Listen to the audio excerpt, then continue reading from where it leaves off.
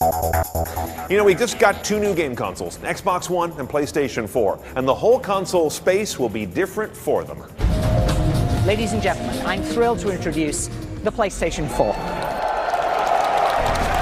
We're thrilled to unveil the ultimate all-in-one home entertainment system.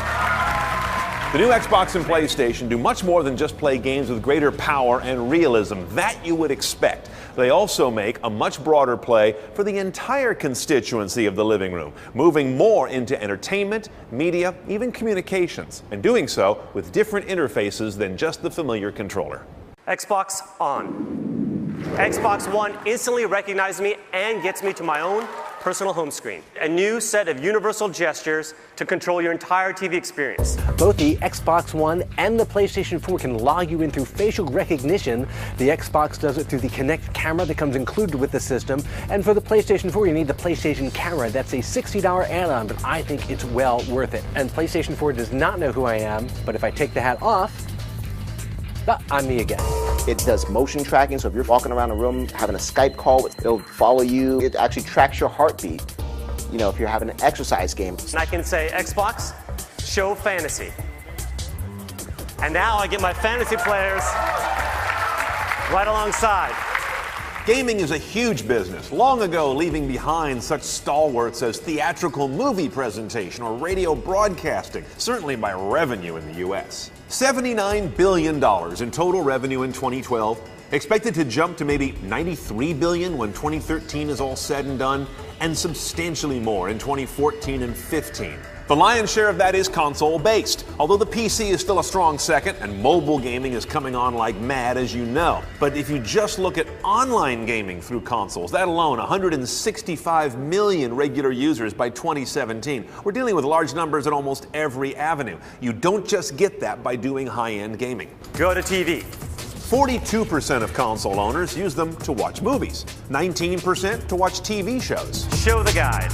Especially the way the Xbox One brings in DVR ability, live TV, and pay TV, the usage curves ought to stay pretty stout. So the Xbox and PlayStation have a very interesting space and somewhat to themselves. Consoles are one of the few areas where Apple, Google, and Samsung don't call the shots. And as games and movies and even television shows begin to share technologies, looks, and motifs, they leverage each other and make each other bigger. It becomes one big entertainment pie, and the game consoles are well positioned to be in the middle of it. Now specifically, at launch at least, Microsoft's Xbox One seems more focused on TV integration, whereas Sony's PlayStation is keeping a bigger foot over in the gaming side, but also leveraging hard its 4K output ability, because Sony wants to sell 4K TVs. Microsoft does not.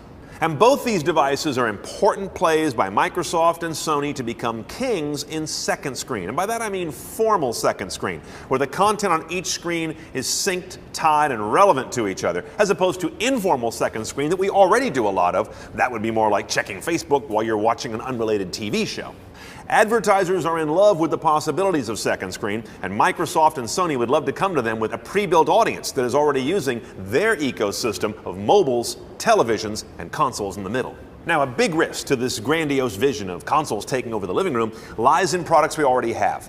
If set-top boxes, mobiles that talk to TVs, optical discs, and pay TV prove insurmountable because of their relatively low cost, low commitment cost, and ability to evolve quickly, that could put a real damper on what these companies think they're going to do in the living room. So here's a 4-point plan for the game consoles to attack the living room. First, embrace and support the content I already subscribe to and use. Don't make me reinvent the wheel. Secondly, support the mobile devices that I carry, not just the ones you make. Third, go get a new digital covenant with Hollywood. Get me the stuff I want at a great price on demand, and do it before Apple does. And fourth, get out there and make the interface and the whole device experience as simple as TV used to be. If game consoles can pull that off in their living room presentation, they will indeed be an American household technology engineered like no other.